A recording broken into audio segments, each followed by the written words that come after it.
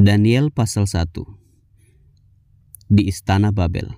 Pada tahun yang ketiga pemerintahan Yoyakim Raja Yehuda, datanglah Nebukadnezar Raja Babel ke Yerusalem, lalu mengepung kota itu. Tuhan menyerahkan Yoyakim Raja Yehuda dan sebagian dari perkakas-perkakas di rumah Allah ke dalam tangannya.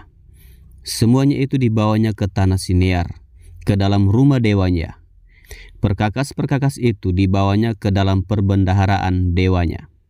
Lalu raja bertitah kepada Aspenas, kepala istananya, untuk membawa beberapa orang Israel yang berasal dari keturunan raja dan dari kaum bangsawan, yakni orang-orang muda yang tidak ada sesuatu celah, yang berperawakan baik, yang memahami berbagai-bagai hikmat, berpengetahuan banyak, dan yang mempunyai pengertian tentang ilmu, yakni orang-orang yang cakap untuk bekerja dalam istana raja, supaya mereka diajarkan tulisan dan bahasa orang Kasdim. Dan raja menetapkan bagi mereka pelabur setiap hari dari santapan raja dan dari anggur yang biasa diminumnya. Mereka harus dididik selama 3 tahun, dan sesudah itu mereka harus bekerja pada raja.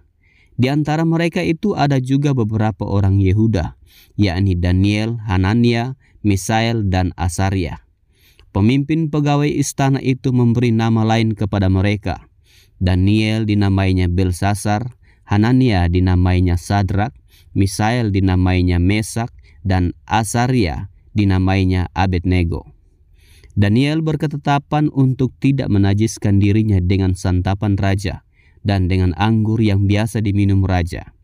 Dimintanyalah kepada pemimpin pegawai istana itu, supaya ia tak usah menajiskan dirinya. Maka Allah mengaruniakan kepada Daniel kasih dan sayang dari pemimpin pegawai istana itu.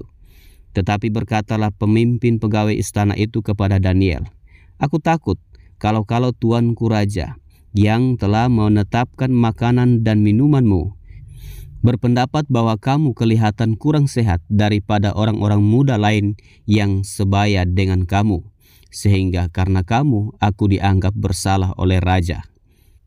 Kemudian berkatalah Daniel kepada penjenang yang telah diangkat oleh pemimpin pegawai istana untuk mengawasi Daniel, Hanania, Misael, dan Asaria, "Adakanlah percobaan dengan hamba-hambamu ini selama 10 hari, dan biarlah kami diberikan sayur untuk dimakan dan air untuk diminum. Sesudah itu bandingkanlah perawakan kami dengan perawakan orang-orang muda yang makan dari santapan raja. Kemudian perlakukanlah hamba-hambamu ini sesuai dengan pendapatmu." Didengarkannyalah permintaan mereka itu, lalu diadakanlah percobaan dengan mereka selama 10 hari. Setelah lewat 10 hari, ternyata perawakan mereka lebih baik dan mereka kelihatan lebih gemuk daripada semua orang muda yang telah makan dari santapan raja. Kemudian penjenang itu selalu mengambil makanan mereka dan anggur yang harus mereka minum, lalu memberikan sayur kepada mereka. Kepada keempat orang muda itu Allah memberikan pengetahuan dan kepandaian tentang berbagai-bagai tulisan dan hikmat, sedang Daniel juga mempunyai pengertian tentang berbagai-bagai penglihatan dan mimpi. Setelah lewat waktu yang ditetapkan raja, bahwa mereka sekalian harus dibawa menghadap, maka dibawalah mereka oleh pemimpin pegawai istana itu ke hadapan Nebukadnezar. Raja bercakap-cakap dengan mereka, dan di antara mereka sekalian itu tidak didapati yang setara dengan Daniel, Hanania, Misael, dan Asaria. Maka bekerjalah mereka itu pada raja dalam tiap-tiap hal yang memerlukan kebijaksanaan dan pengertian yang ditanyakan raja kepada mereka. Didapatinya bahwa mereka 10 kali lebih cerdas daripada semua orang berilmu dan semua ahli jampi di seluruh kerajaannya. Daniel ada di sana sampai tahun pertama pemerintahan Kores. Daniel pasal 2. Mimpi Nebukadnezar. Pada tahun yang kedua pemerintahan Nebukadnezar, bermimpilah Nebukadnezar. Karena itu hatinya gelisah dan ia tidak dapat tidur. Lalu raja memanggil orang-orang berilmu, ahli jampi, ahli sihir, dan para kasdim untuk menerangkan kepadanya tentang mimpinya itu. Maka datanglah mereka dan berdiri di hadapan raja. Kata raja kepada mereka, "Aku bermimpi dan hatiku gelisah karena ingin mengetahui mimpi itu." Lalu berkatalah para kasdim itu kepada raja dalam bahasa Aram, "Ya raja, kekalah hidupmu, ceritakanlah kepada hamba-hambamu mimpi itu, maka kami akan memberitahukan maknanya." Tetapi raja menjawab para kasdim itu, "Aku telah mengambil keputusan, yakni jika kamu tidak memberitahukan kepadaku mimpi itu dengan maknanya, maka kamu akan dipenggal-penggal dan rumah-rumahmu akan dirobohkan menjadi timbunan puing. Tetapi jika kamu dapat memberitahukan mimpi itu dengan maknanya, maka kamu akan menerima hadiah, pemberian-pemberian dan kehormatan yang besar daripadaku. Oleh sebab itu beritahukanlah kepadaku mimpi itu dengan maknanya." Mereka menjawab pula, "Silakan tuanku raja menceritakan mimpi itu kepada hamba-hambanya ini, maka kami akan memberitahukan maknanya." Jawab raja, "Aku tahu benar-benar bahwa kamu mencoba mengulur-ulur waktu, karena kamu melihat bahwa aku telah mengambil keputusan, yakni jika kamu tidak dapat memberitahukan kepadaku mimpi itu, maka kamu akan kena hukuman yang sama. Dan aku tahu bahwa kamu telah bermufakat untuk mengatakan kepadaku hal-hal yang bohong dan busuk, sampai keadaan berubah. Oleh sebab itu ceritakanlah kepadaku mimpi itu, supaya aku tahu bahwa kamu dapat memberitahukan maknanya juga kepadaku." Para kasdim itu menjawab raja, "Tidak ada seorang pun di muka bumi yang dapat memberitahukan apa yang diminta tuanku raja. Dan tidak pernah seorang raja, bagaimanapun agungnya dan besar kuasanya, telah meminta hal yang sedemikian dari seorang berilmu atau seorang ahli jampi atau seorang kasdim. Apa yang diminta tuanku raja adalah terlalu berat, dan tidak ada seorang pun yang dapat memberitahukannya kepada tuanku raja selain dari dewa-dewa yang tidak berdiam di antara manusia." Maka raja menjadi sangat geram dan murka karena hal itu. Lalu dititahkannya lah untuk melenyapkan semua orang bijaksana di Babel. Ketika titah dikeluarkan supaya orang-orang bijaksana dibunuh, maka Daniel dan teman-temannya pun terancam akan dibunuh. Lalu berkatalah Daniel dengan cerdik dan bijaksana kepada Ariok, pemimpin pengawal raja yang telah pergi untuk membunuh orang-orang bijaksana di Babel itu. Katanya kepada Ariok, pembesar raja itu, "Mengapa titah yang begitu keras ini dikeluarkan oleh raja?" Lalu Ariok memberitahukan hal itu kepada Daniel. Maka Daniel menghadap raja dan meminta kepadanya supaya ia diberi waktu untuk memberitahukan makna itu kepada raja. Kemudian pulanglah Daniel dan memberitahukan hal itu kepada Hanania, Misael, dan Asaria teman-temannya, dengan maksud supaya mereka memohon kasih sayang kepada Allah semesta langit mengenai rahasia itu, supaya Daniel dan teman-temannya jangan dilenyapkan bersama-sama orang-orang bijaksana yang lain di Babel. Maka rahasia itu disingkapkan kepada Daniel dalam suatu penglihatan malam. Lalu Daniel memuji Allah semesta langit. Berkatalah Daniel, "Terpujilah nama Allah dari selama-lamanya sampai selama-lamanya, sebab daripada Dialah hikmat dan kekuatan. Dia mengubah saat dan waktu, Dia memecat raja dan mengangkat raja. Dia memberi hikmat kepada orang bijaksana dan pengetahuan kepada orang yang berpengertian. Dialah yang menyingkapkan hal-hal yang tidak terduga dan yang tersembunyi. Dia tahu apa yang ada di dalam gelap, dan terang ada padanya.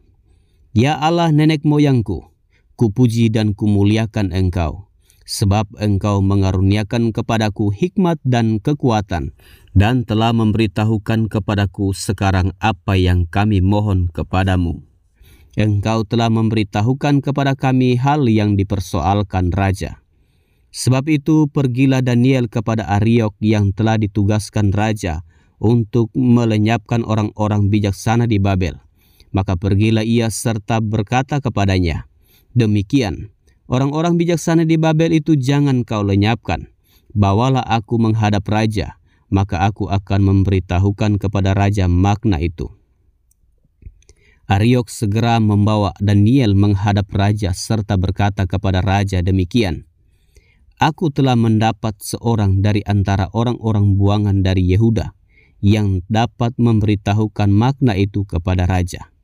Bertanyalah raja kepada Daniel yang namanya Belsasar, "Sanggupkah engkau memberitahukan kepadaku mimpi yang telah kulihat itu dengan maknanya juga?" Daniel menjawab, katanya kepada raja, "Rahasia yang ditanyakan tuanku raja tidaklah dapat diberitahukan kepada raja oleh orang bijaksana, ahli jampi, orang berilmu, atau ahli nujum. Tetapi di surga ada Allah yang menyingkapkan rahasia-rahasia. Ia telah memberitahukan kepada tuanku Raja Nebukadnezar apa yang akan terjadi pada hari-hari yang akan datang. Mimpi dan penglihatan-penglihatan yang tuanku lihat di tempat tidur ialah ini. Sedang tuanku ada di tempat tidur, ya tuanku Raja, timbul pada tuanku pikiran-pikiran tentang apa yang akan terjadi di kemudian hari. Dan dia yang menyingkapkan rahasia-rahasia telah memberitahukan kepada tuanku apa yang akan terjadi. Adapun aku, kepadaku telah disingkapkan rahasia itu, bukan karena hikmat yang mungkin ada padaku, melebihi hikmat semua orang yang hidup, tetapi supaya maknanya diberitahukan kepada tuanku Raja, dan supaya tuanku mengenal pikiran-pikiran tuanku.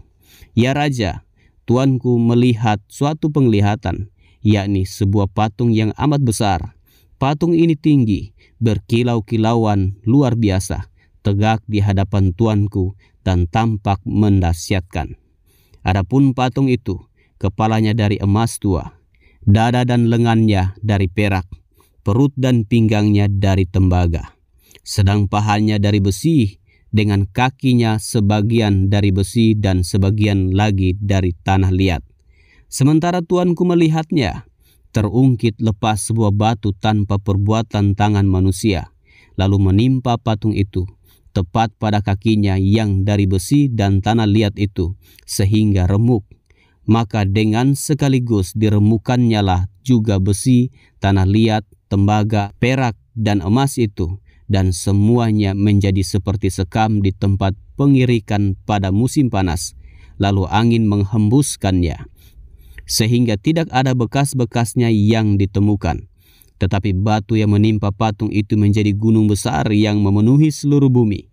Itulah mimpi tuanku, dan sekarang maknanya akan kami katakan kepada tuanku Raja. Ya tuanku Raja, Raja segala raja, yang kepadanya oleh Allah semesta langit telah diberikan kerajaan, kekuasaan, kekuatan, dan kemuliaan, dan yang ke dalam tangannya telah diserahkannya anak-anak manusia dimanapun mereka berada, binatang-binatang di padang dan burung-burung di udara, dan yang dibuatnya menjadi kuasa atas semuanya itu. Tuankulah kepala yang dari emas itu. Tetapi sesudah tuanku akan muncul suatu kerajaan lain yang kurang besar dari kerajaan tuanku. Kemudian suatu kerajaan lagi, yakni yang ketiga dari tembaga, yang akan berkuasa atas seluruh bumi. Sesudah itu akan ada suatu kerajaan yang keempat, yang keras seperti besi, tepat seperti besi yang meremukkan dan menghancurkan segala sesuatu, dan seperti besi yang menghancur luluhkan, maka kerajaan ini akan meremukkan dan menghancur luluhkan semuanya. Dan seperti tuanku lihat kaki dan jari-jarinya, sebagian dari tanah liat, tukang periuk, dan sebagian lagi dari besi, itu berarti bahwa kerajaan itu terbagi. Memang kerajaan itu juga keras seperti besi, sesuai dengan yang tuanku lihat, besi itu bercampur dengan tanah liat. Tetapi sebagaimana jari-jari kaki itu sebagian dari besi dan sebagian dari tanah liat, demikianlah kerajaan itu akan menjadi keras sebagian dan rapuh sebagian. Seperti tuanku lihat besi bercampur dengan tanah liat, itu berarti mereka akan bercampur oleh perkawinan, tetapi tidak akan merupakan satu kesatuan, seperti besi tidak dapat bercampur dengan tanah liat. Tetapi pada zaman raja-raja, Allah semesta langit akan mendirikan suatu kerajaan yang tidak akan binasa sampai selama-lamanya, dan kekuasaan tidak akan beralih lagi kepada bangsa lain. Kerajaan itu akan meremukkan segala kerajaan dan menghabisinya, tetapi kerajaan itu sendiri akan tetap untuk selama-lamanya. Tepat seperti yang Tuan kulihat, bahwa tanpa perbuatan tangan manusia, sebuah batu terungkit lepas dari gunung dan merembukan besi, tembaga, tanah liat, perak dan emas itu. Allah yang Maha Besar telah memberitahukan kepada tuanku raja apa yang akan terjadi di kemudian hari. Mimpi itu adalah benar dan maknanya dapat dipercayai. Lalu sujudlah Raja Nebukadnezar serta menyembah Daniel. Juga dititahkannya mempersembahkan korban dan bau-bauan kepadanya. Berkatalah raja kepada Daniel, sesungguhnya lah Allahmu itu Allah yang mengatasi segala Allah dan yang berkuasa atas segala raja dan yang menyingkapkan rahasia-rahasia, sebab engkau telah dapat menyingkapkan rahasia itu. Lalu raja memuliakan Daniel. Dianugerahinya lah dengan banyak pemberian yang besar, dan dibuatnya dia menjadi penguasa atas seluruh wilayah Babel dan menjadi kepala semua orang bijaksana di Babel. Atas permintaan Daniel, raja menyerahkan pemerintahan wilayah Babel itu kepada Sadrak, Mesak, dan Abednego. Sedang Daniel sendiri tinggal di istana raja.